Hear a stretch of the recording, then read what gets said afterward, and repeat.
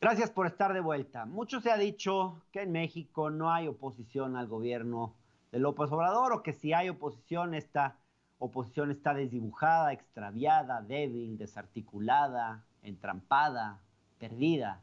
Sin embargo, ¿de qué oposición realmente hablamos? ¿Hay una sola forma de oposición o sería más adecuado hablar de oposiciones en plural?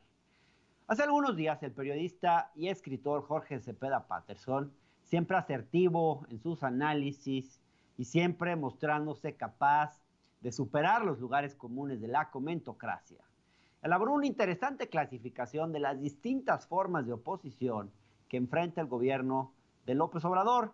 Y se sorprenderían ustedes si les cuento que Jorge identificó hasta 11 tipos distintos de oposiciones. Incluso al final nos dice, puede ser que haya más, el lector que trate de identificarlas, pero vamos a ver esta cápsula para que ustedes se den una idea si es que no leyeron el artículo. Vamos a verlo.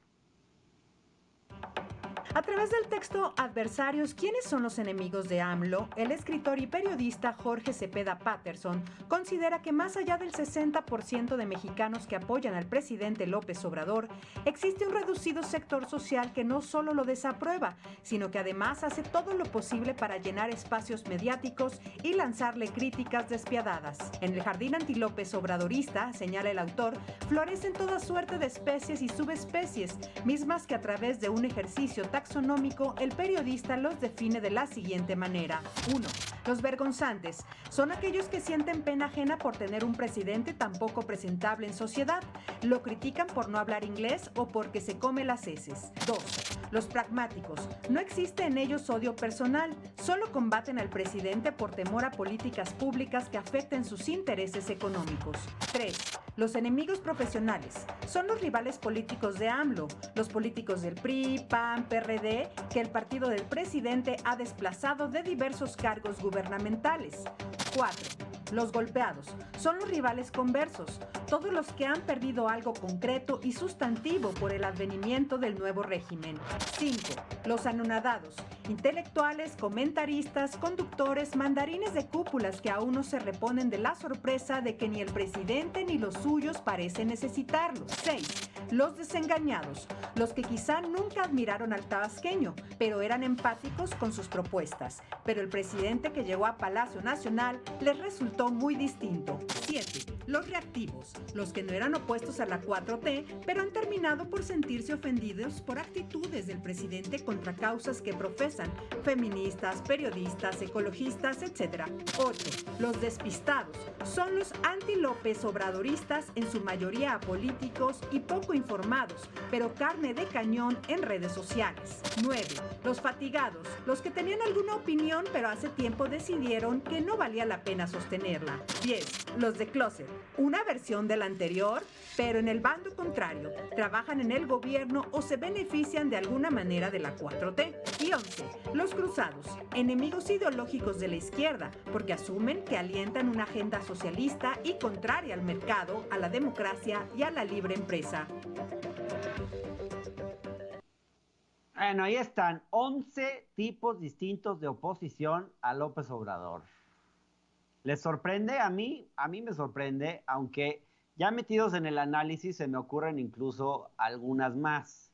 Vamos a conversar ahora con el autor de este artículo para analizar con más detalle el asunto. Le agradezco mucho a Jorge Cepeda Patterson, autor de este texto, que haya aceptado esta conversación. Jorge, muy buenas noches, ¿cómo estás? Externar ¿Me ustedes para platicar de las 11 categorías y las que salgan. Gracias, Jorge. Hay un poco de retraso, me parece, cuando entre Sí. que yo hablo y tú me escuchas, entonces vamos a tener que ir un poquito pausado. Pero a ver, de todos estos tipos de oposición, de entrada yo quisiera preguntarte, ¿cuál consideras que hoy es hegemónico? ¿Cuál te parece que tiene más fuerza en la sociedad, más fuerza en el ámbito institucional? Y luego, en tercer lugar, ¿cuál te parece que es el más vociferante de todos? Bueno, sin duda el que tiene más fuerza es uno que no es vociferante y que yo defino como los pragmáticos.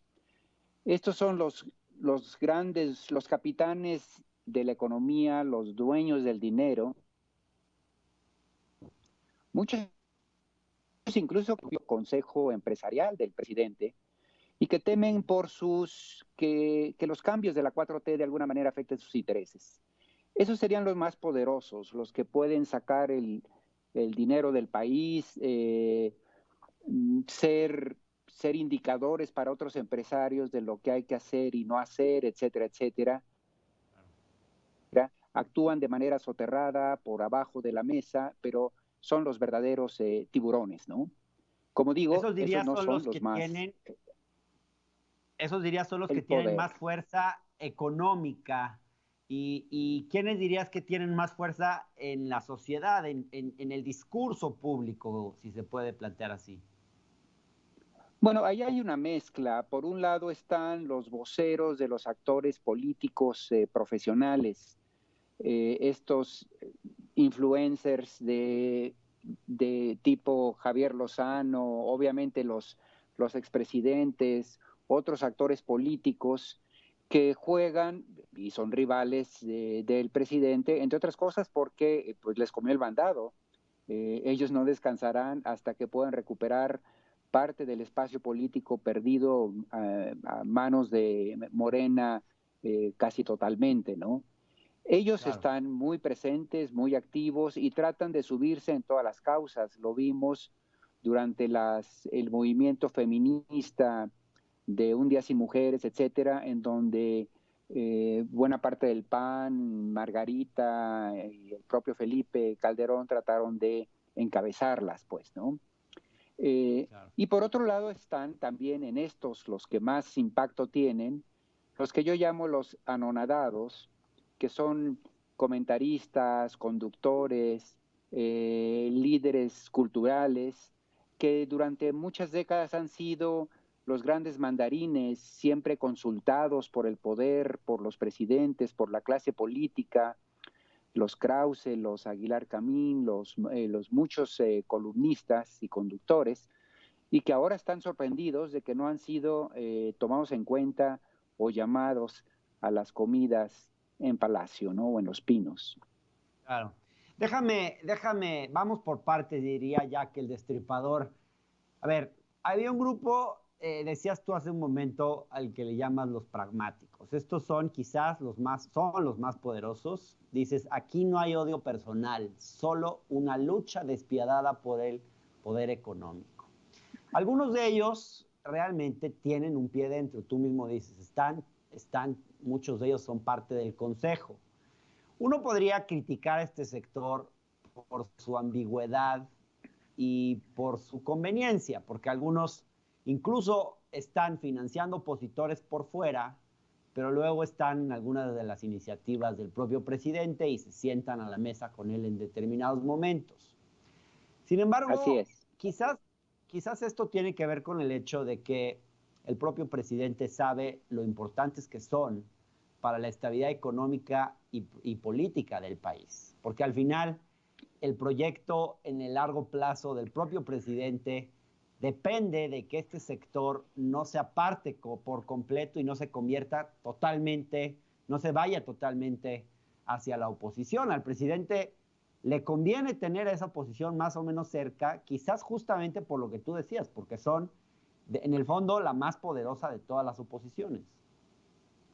Mira, lo vimos en el affair, en el affair muy claramente de Javier Alatorre, cuando el grupo de Ricardo Salinas Pliego de TV Azteca confrontó directamente al presidente, llamando prácticamente a desobedecer a Hugo López-Gatell o las recomendaciones del confinamiento y de la distancia social, del distanciamiento social solicitado por la autoridad, ¿no? Esto fue un desafío directo. Y pese a que tenemos un presidente que es fajador, que le gusta subirse al ring, llamándolo o no llamándolo, en esta ocasión se vio muy claramente su deseo de mantener las cosas por la paz, justamente por lo que acabas de decir, Hernán, la necesidad que tiene la presidencia de llevar buenas relaciones con actores políticos de tal magnitud que lo requiere la gobernanza y la estabilidad económica de este país. Claro, desde luego. Y bueno, Salinas Pliego, yo no hubiera pensado que era un opositor. Yo más bien siempre lo he visto como un aliado del presidente. Se sabe de una comida, de una celebración el propio día que triunfó López Obrador con algunos de los grandes dueños de los oligopolios mediáticos de este país, donde estuvo Salinas Pliego. Sabemos también que estuvo cerca durante la campaña, sabemos de aquella entrevista que hizo a La Torre. ¿Tú lo identificas aún así como parte de la oposición a Salinas Pliego? No, insisto, lo que ellos no tienen alianzas, tienen intereses. Claro. Y en el momento en que estos actores económicos sienten que se pisan sus intereses, entonces reaccionan y reaccionan con su fuerza, con toda su fuerza. Otra Claro. vez lo ilustra muy claramente lo que vimos con el confinamiento. Por alguna razón, el varón de la comunicación, Salinas Pliego, entendió que sus negocios como Electra o Banco Azteca estaban por las normas dictadas por estas políticas de confinamiento y decidió eh, literalmente boicotearlas. Entonces, no es que sean aliados o enemigos, son personas dedicadas a defender sus intereses, ¿no? Pragmáticos, Claro. tal cual. Jorge, ¿me permites ir un corte y seguimos con esta conversación? Por supuesto. Ya volvemos a esta interesantísima plática con Jorge Cepeda Patterson. No se vayan, en un minuto estamos de vuelta.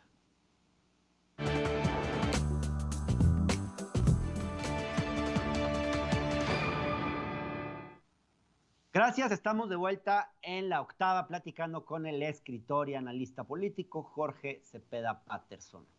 Jorge, hay otro grupo dentro de las oposiciones que tú identificas, que es el que llamas los enemigos profesionales. Son en concreto PRI, PAN, PRD, y dices, son aquellos que se oponen a AMLO porque les comió el mandado, porque los desplazó de la arena política. Tú pones ahí a los tres partidos en el mismo grupo. Yo quisiera preguntarte si no ves diferencias y si dentro de la oposición partidista ves alguna interesante. No sé, por ejemplo, si te parece que el Movimiento Ciudadano, por ejemplo, representa una opción diferente a esa de los enemigos profesionales, o si en el fondo todos los partidos están en la misma, se pueden poner en la misma canasta. No, cada partido ha actuado en función de su cálculo político, desde luego. Para el PRI, porque es muy incómoda la situación, porque buena parte de las banderas que maneja el López Obrador tienen que ver con algunas de las banderas históricas que el PRI sostenía, el nacionalismo, una presencia del Estado, y por otro lado, está todavía muy sensible para el PRI salir a la calle después de la vergonzosa última oportunidad que tuvieron con Enrique Peña Nieto. Les cuesta trabajo en este momento presentarse como ejemplos de cualquier cosa, porque inmediatamente les echarán en cara lo anterior. Mucho más cómodos los del PAN, que pueden encabezar políticamente una reacción del centro y de la derecha en contra de las posiciones mixtas, planteándose ellos como si fuesen una alternativa. Obviamente también con muy escasa memoria de los gobiernos foxistas y calderonistas que todavía muchos tenemos presente y los déficits que tuvieron en su desempeño como gobierno. Pero es mucho más cómoda la oposición para el PAN y en ese sentido es mucho más protagonista y lo hemos visto. Y en el PAN, tanto en su versión oficial como la extraoficial o casi clandestina que representan los calderonistas, ¿no? Claro, Y desde luego, luego. claro, vienen otros actores con los que mencionas, que ellos se mueven en un terreno muchísimo más delicado, porque parte de sus clientelas incluso parte de su ascenso al poder está vinculado a la propia alternancia que representó López Obrador. Y en ese sentido tienen que cuidar muy bien el tono y las banderas que pueden utilizar para no enajenar a su propia base electoral, ¿no? Claro, desde luego. Jorge, ¿tienes otro tipo de oposición? A ver si podemos poner el mapa porque a la gente se le va ya a perder de vista tantos. A ver si en la producción me pueden poner el mapa. Tienes una que se llaman los reactivos, que aparece ahí del lado derecho, superior derecho. Esta forma de oposición son aquellos que no eran opuestos a la 4T, incluso la veían con buenos ojos, dices tú, pero han terminado por sentirse ofendidos por actitudes del presidente en contra de las causas que profesan. Tú citas, por ejemplo, a las feministas, mencionas, bueno, se me ocurren a mí también, por ejemplo, gente que trabaja temas de derechos humanos, justicia transicional, cuestiones que parecía que iban a avanzar y no han avanzado. Ahora, yo quisiera preguntarte, ¿cuánta razón tienen, en tu opinión, de oponerse al presidente? ¿Y cuánto hay quizás en estas organizaciones de incomprensión, quizás hasta de cierto infantilismo en algunas de sus posturas? No sé, sobre quizás una incomprensión sobre las posibilidades reales que tiene un gobierno de hacer avanzar ciertos temas, o quizás de reconocer que un gobierno tiene sus prioridades y no puede abrazar todos los temas al grado de detalle que a ellos les gustaría. ¿Cómo ves esa parte? Bueno, yo diría que un poco todo lo que acabas de decir, pero pondría bastante el acento en quizá un tono inadecuado de parte del presidente de echarse encima muchas batallas que podían haber sido innecesarias. Cuando uno analiza, para tomar el caso de las feministas, por ejemplo, cuando uno analiza el desempeño político del propio López Obrador, uno advierte que en realidad está muy lejos de ser un misógino en su desempeño como funcionario. Sus gabinetes han sido siempre equilibrados. La agenda de las mujeres avanzó mucho cuando él fue alcalde de la Ciudad de México. Pero también es cierto que ha sido muy imprudente el propio presidente cuando las mujeres han salido a dar un paso adelante y han tratado de expresar sus propios intereses. Parecería que los temas que no encabeza el presidente suele desdeñarlos, a pesar de que no eran confrontativos hacia él. Y no obstante, con ciertas expresiones, palabras desafortunadas, en fin, el presidente ha provocado la incomodidad de estos grupos. En efecto, están ahí activistas sociales, de derechos humanos, los médicos, a los cuales en un momento dado una frase desafortunada provoca que se sensibilicen en contra del presidente, académicos, científicos, a los que ahora incluso los equipararon con los porfiristas que apoyaban a la dictadura, etcétera, etcétera. Me parece que cierta rijosidad del presidente lo lleva a enfrentarse a grupos con los cuales naturalmente tendrían que ser empáticos, porque de alguna manera están dentro de una corriente que busca un cambio social, ¿no? Desde luego, Jorge, quisiera compartirte este segmento que vamos a ver ahora para que me ayudes a identificar a este personaje en las distintas oposiciones que tú haces, en esta tipología de oposiciones. Vamos a verlo, por favor. De que estamos frente a un proyecto revolucionario y que cuando uno entiende eso, todas las estupideces que hace adquieren una lógica impecable. Él quiere que este país esté jodido y empobrecido para poderlo gobernar. Es lo que quiere. Es lo que quiere. Y eso uno lo tiene que concluir porque es la evidencia 1 más 2 más 3 más 4 más 5. Está equivocado, profundamente equivocado. Tenemos un momento institucional de presión sobre la Corte, tenemos unas elecciones intermedias en 21 en donde hay que derrotar a Morena y a López, y luego en el 22, muy probablemente, si perdió las elecciones del 21, estará tan jodido todo el país, porque no se va a recuperar muy rápido, que probablemente pierda también la revocación de mandato por pendejo y por petulante. Por pendejo y por petulante, así dice. ¿Qué oposición es esa, Jorge Cepeda Patterson? ¿Dónde lo identificas?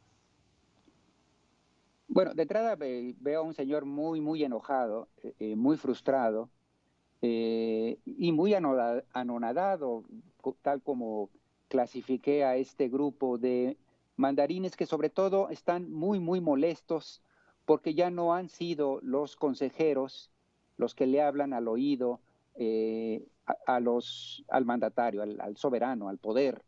Están muy acostumbrados durante muchos años a hacerlo. Yo creo que López Obrador puede tener defectos, yo mismo he mencionado aquí ahora algunos de ellos, pero decir que solo desea que le vaya mal al país para poder seguir gobernándolos en la ignorancia y en la estupidez, me parece que es una expresión que está incluso por encima de la inteligencia que tendríamos que atribuirle a Aguilar Camín, el creador del grupo Nexos, etcétera, y solo puedo atribuirlo a que está verdaderamente enojado, indispuesto, ¿no? Totalmente. Déjame mostrarte este otro personaje. Es una pena que alguien así represente al presidente de una nación. ¿Por qué para ti es importante la apariencia física del presidente? Me gustaría pedirte que nos expliques, porque fíjate, lo tomaron muy mal los seguidores y creo que es un buen momento para que podamos hablar de esto y que nos des una explicación. Te agradezco muchísimo la oportunidad. Creo que, fíjate, Hernán, así como tú, como yo, recibimos una educación, bendito a Dios. Esa educación, no sé a ti, pero yo cuando iba a la escuela, lo primero que me revisaban mis maestros eran las uñas y los zapatos, porque representaba una disciplina. Yo llegaba a la escuela y me hacían poner así las uñas para que me las checaran si estaban cortaditas. Ahí te las enseño. Me decían, a ver los zapatos para ver si estaban boleados. Es un asunto de disciplina, Hernán, es un asunto de educación, es un asunto de cómo te ven, te tratan, en pocas palabras. Jorge, de entrada... Es un asunto de clase social. ¿Perdón? Es un asunto de clase social, para seguir la frase de este Pedro Ferriz, ¿no? Yo le he llamado a eso, pejefobia, pero se identifica en muchos otros. Por ejemplo, Isabel Turret les llamó a los seguidores de AMLO feligresía irracional, Macario Esquetino zoológico, Víctor Trujillo masa ignorante, Beatriz Pajés les llamó rebaño. ¿Qué es todo esto? ¿Son los vergonzantes, dirías tú?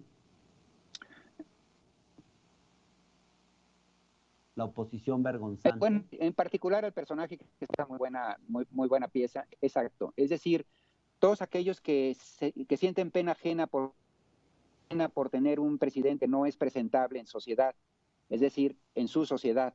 Es básicamente el Gonzemil, el de las Lomas, que pensando que necesita un presidente que hable inglés fluido, haya estudiado en una universidad extranjera, que podamos presentar frente al mundo, que se vista en Milán y no Milano, como parecería que lo hace el nuestro. Es decir, es gente que opera desde el juicio social, como si nos hubiera ido muy bien con los que hablaban inglés, estudiaron en Harvard, eran guapos y presentables en sociedad, mientras robaban todo lo que se robaron, ¿no? Entonces, en realidad aquí hay un prejuicio de clase social, esencialmente. Totalmente. Hay otra oposición, cambiando un poco el tema, que son, por ejemplo, que yo identifico, que no mencionas tú como tal, pero son los representantes de organismos constitucionales autónomos, que se ven a sí mismos como opositores al poder, que creen que su función es oponerse al poder. Yo te preguntaría, por ejemplo, ¿dónde ubicarías tú a Lorenzo Córdoba y a Ciro Murayama, por ejemplo? Que me parecen un buen ejemplo de este tipo de oposición. Mira, en general me parecen a mí personas bien intencionadas, pero que de alguna manera han tomado al pie de la letra los aparatos democráticos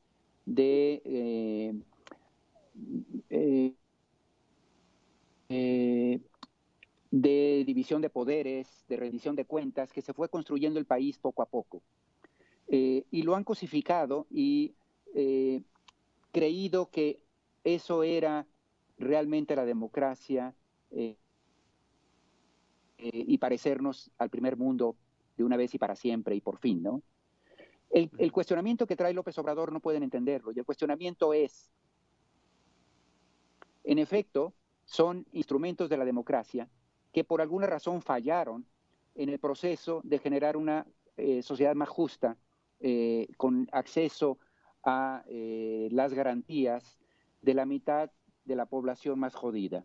Es decir, siendo como son personas, a mi juicio, dignas, inteligentes y confiables, me parece que no están viendo o haciéndose la pregunta honesta de qué estaban haciendo estas instituciones mientras México siguió corrompiéndose aún más, generando pobreza, generando indiferencia hacia la mitad sumergida del México desprotegido. Esa es la pregunta que tenemos que hacer los intelectuales, los académicos, claro, de por qué... ¿en cuál de tus categorías ubicas a estos personajes? A Lorenzo Córdoba, a Ciro Murayama. Yo creo que sí, habría que abrir una, ¿cómo les pondríamos, Hernán? Una más. Pensemos, pero antes de irme quiero mostrarte otro personaje que no podemos dejar de comentar. Espero que lo conozcas. Vamos a ver este otro segmento, por favor. ¿Por qué no utilizar el mecanismo previsto en la Constitución hoy, que es la revocación de mandato? Correcto, porque está muy alejada, el señor va a destruir el país para esas fechas y nunca una herramienta democrática tira a un dictador. Esa es una máxima universal. Después de 50 años de investigación, ninguna herramienta democrática sirve contra un dictador. Ustedes han acusado a esta administración de socialista y de comunista. ¿En dónde ven exactamente que esta administración esté llevando al país al comunismo o al socialismo? Porque está siguiendo la agenda del Foro de Sao Paulo, Hernán, con mucha precisión. O sea, todos los elementos de las 3 etapas para convertir a México en un país castrista chavista, creo que dentro de las connotaciones socialistas, comunistas, hay muchas derivaciones, hay muchas, vamos a llamarlo así, procesos en donde no me quiero meter al tema académico. El señor lo que sigue es exactamente lo mismo que hizo Hugo Chávez. Jorge, tú en tu tipología hablas de los enemigos ideológicos de la izquierda y seguramente este personaje, Gilberto Lozano, quien organizó las protestas del fin de semana del Frente Nacional, yo le llamo el Frente Nazi o NAL anti-AMLO, podría entrar en esa categoría, pero yo creo que hay algo más ahí, que es una oposición antisistema. Y yo diría incluso, me he puesto a estudiar a este personaje, yo diría incluso una oposición fascista.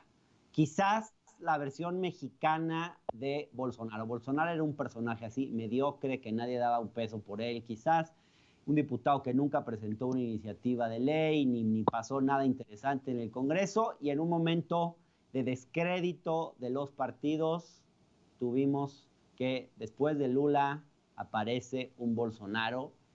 ¿Cómo ves a este personaje y la oposición que representa o podría llegar a representar?